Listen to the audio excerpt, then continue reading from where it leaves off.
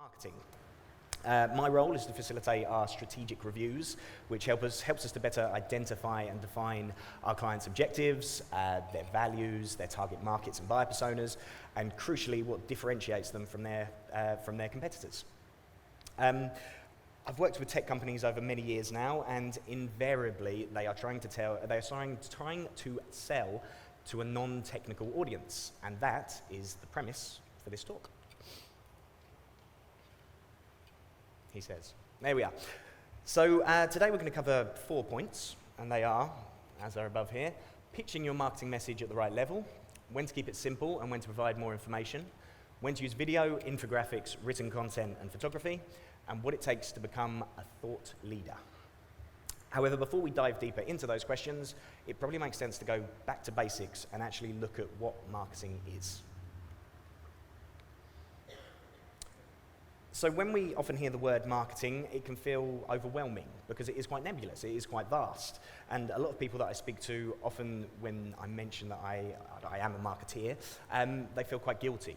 And they say, oh, you know, I know I should be doing more. I know that what we're doing isn't exactly quite right. And the problem with that is, yes, marketing is vast. So actually what you need to do is break it down into different activities. And actually one of my colleagues, she uses a really good analogy here that I like, which is about sport.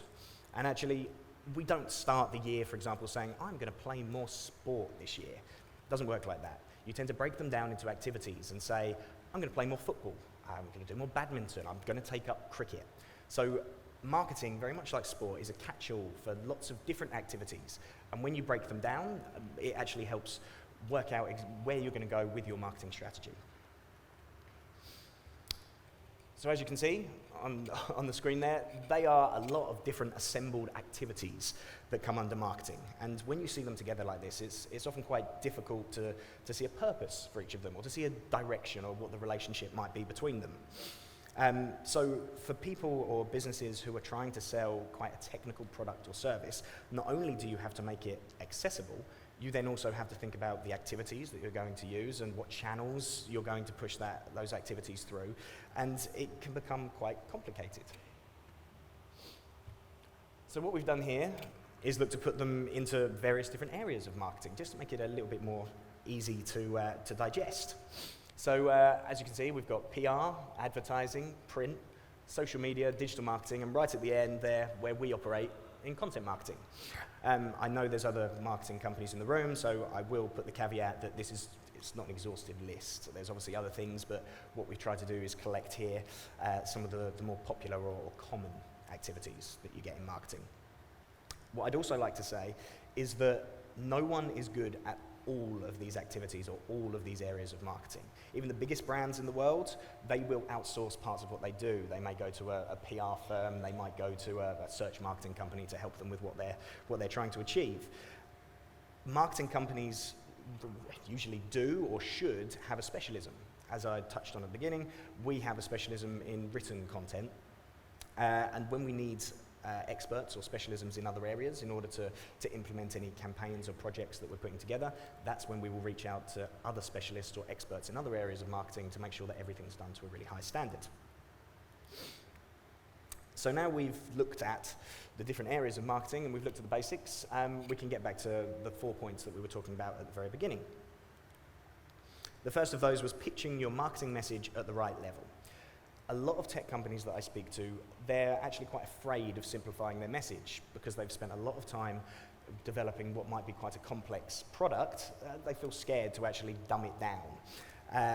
But how many people out there actually feel that they are willing to make a buying decision when they're confused, when they're in a position where they don't quite understand what the benefits of that potential product or service might be?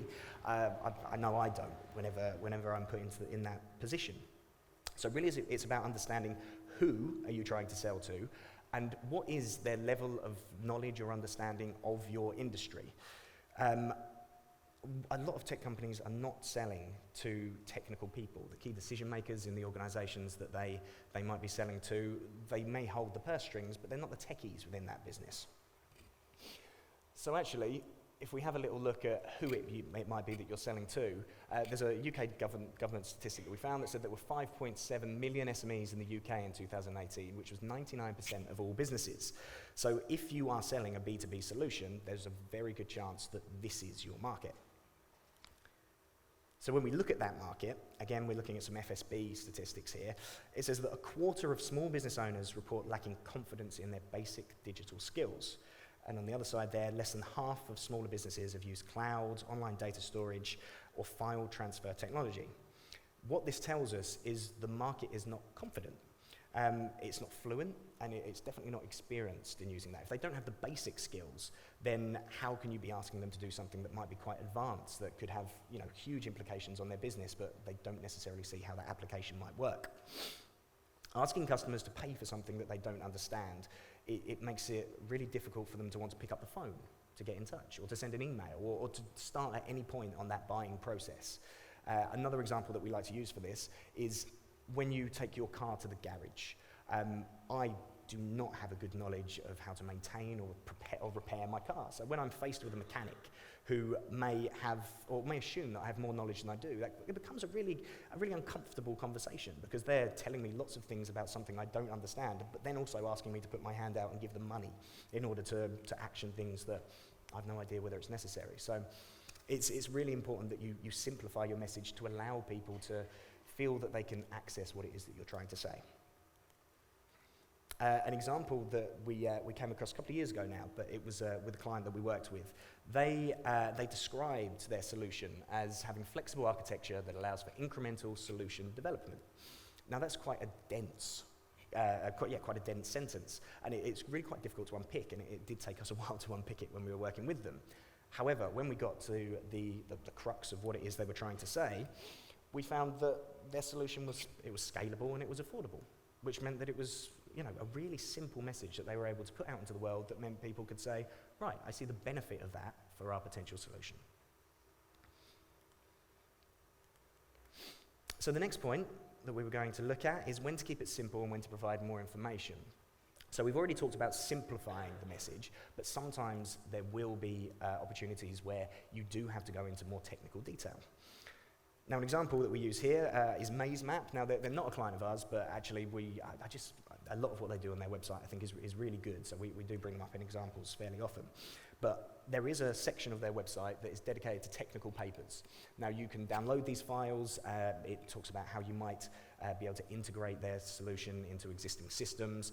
This is something that can be passed on to the technical people in your organization or their client's organization in order for them to check the credibility and actually see that this solution will fit into what they're doing at that point in time. And it's another tick on that list towards them making a buying decision. You've got the buy-in from the key decision maker, the techies are on board, you're further down in that lovely jargon term, the funnel. So next, when to use video, infographics, written content, and photography. So different mediums have different advantages. There'll be times where you want to present your information in a slightly different way.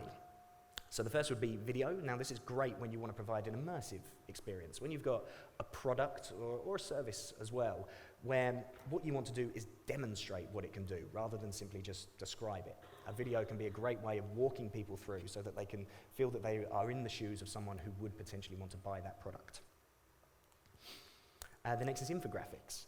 Now, these can visually represent some sometimes quite complex information. You can take a lot of data, you can take a lot of statistics, and you can make them kind of more effective, if you like, because they're easier to understand. People can pick out bits of that information and take them away with them.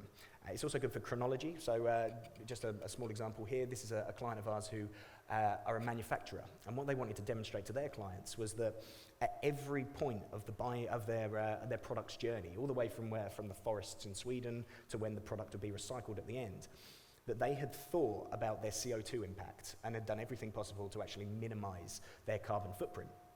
So putting that in an infographic rather than just describing the activities that they were doing was a great way for people to see the methods behind what it was that they were trying to say. Next is written content, and a little bit of a plug here. on our website, we have a series of different blogs that are all a what is kind of series, which talk about different technologies, different tech sectors. Now, this is great as educative content because it gives people the opportunity to dive into those areas and to understand a little bit more about it. But also, from our perspective, it educates our clients that we have a really good grasp on these different technologies and these different tech sectors so that they can see that we would be able to handle their own content, for example, if they were to come to us to help them with a campaign or project.